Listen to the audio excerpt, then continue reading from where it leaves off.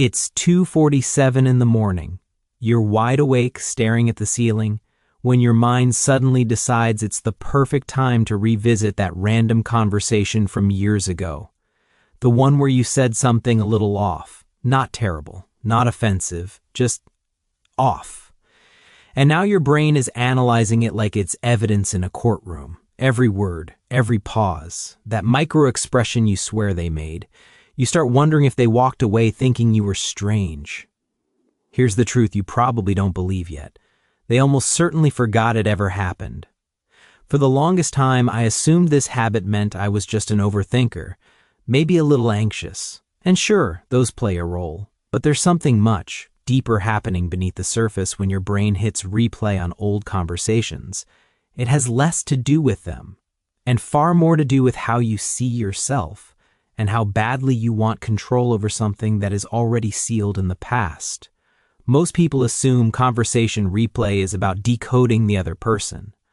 What did they mean? Did I embarrass myself? Do they secretly dislike me now? But that's not really what's happening. When you replay a conversation, you aren't studying it.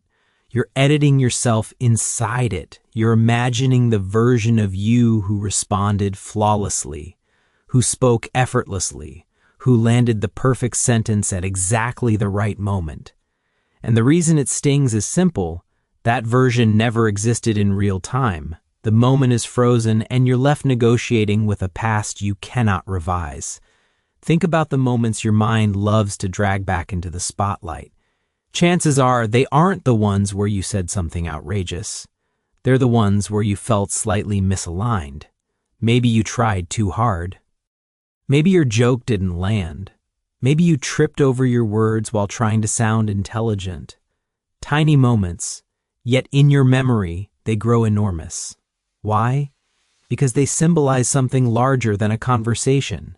They feel like proof that you're not quite the person you hope to be. And your brain is obsessed with closing that gap. Psychologists have long observed that rumination thrives when there's tension between who we are and who we believe we should be. So every time your mind replays that awkward exchange, it isn't searching for clarity.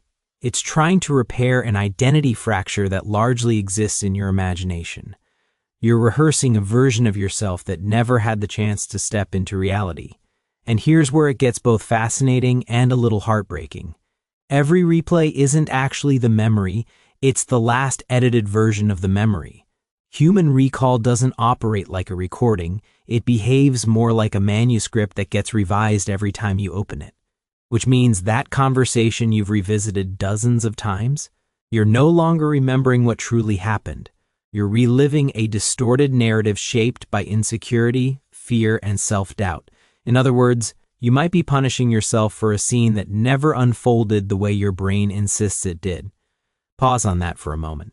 The version playing in your head right now probably feels far more uncomfortable than the real interaction ever was.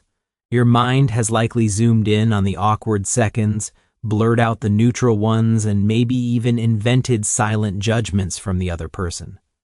The more often you replay it, the more believable this fictional cut becomes, until eventually your brain starts presenting it as fact. It's almost like your mind is quietly rewriting history, and then convincing you it never changed. Now I can already hear the counterargument forming. I replay conversations because I want to grow. I'm learning from them. And that sounds reasonable, mature even.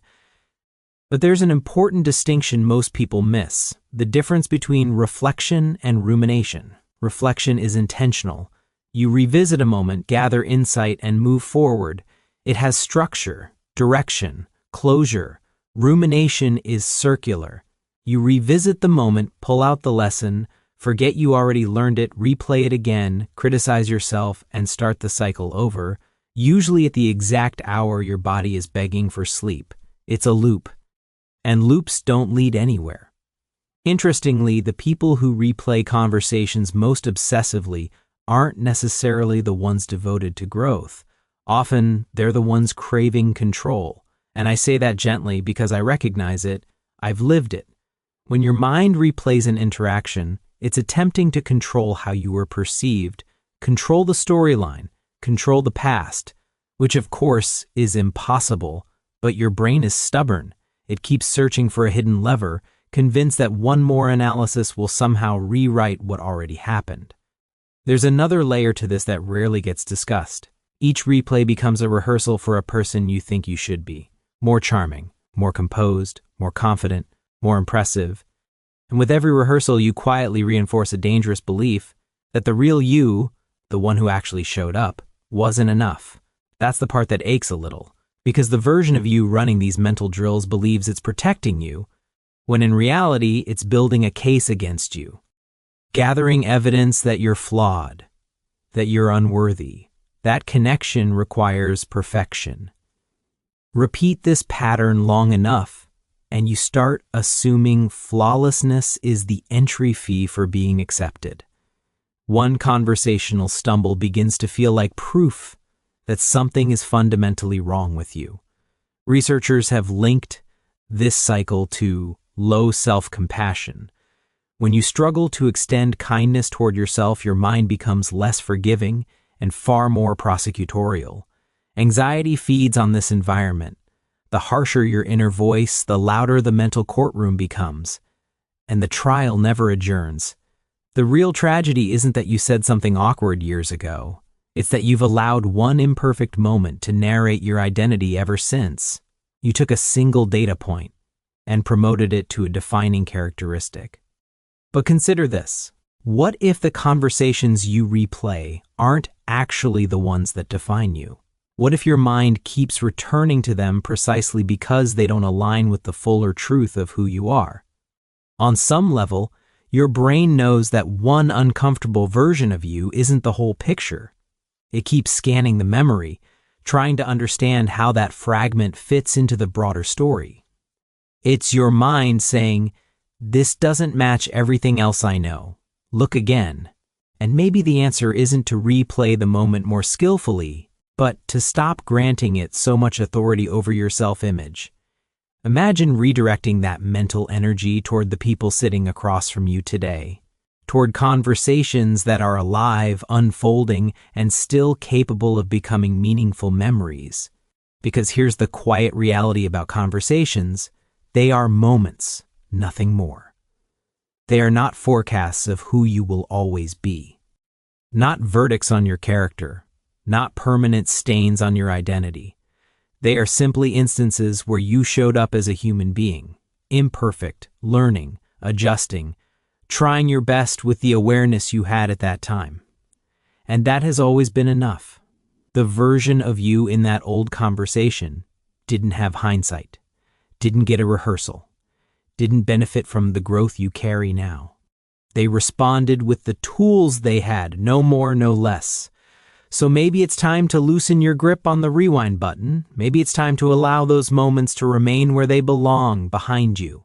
Messy, imperfect, tenderly human. And if this struck a chord somewhere inside you, consider subscribing. And if you'd like to support these kinds of thoughtful explorations, hitting that join button truly helps more than you know. I've got a few more videos waiting that carry this same emotional depth, just from a different perspective. I'll see you in the next one.